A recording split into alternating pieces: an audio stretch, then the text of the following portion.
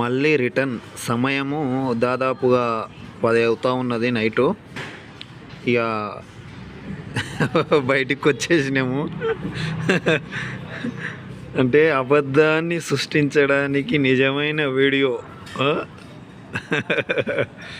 చూస్తూనే ఉండండి. ఇంకోటి ఏంటంటే చాలా చీకటి అయింది కాబట్టి క్లారిటీ అనేది రావట్లేదు. ఇక వచ్చిన కాడికి పెడతా ఉన్నా, అదే చూసి ఆనందపడండి. ఎందుకంటే మళ్ళీ యొక్క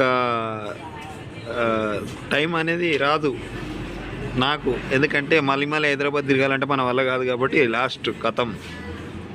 ఇక మన జ్ఞానం తీసుకొని రిటర్న్ వస్తున్నా మన బాగాయపల్లె చౌరస్తకు. Okay, thank you.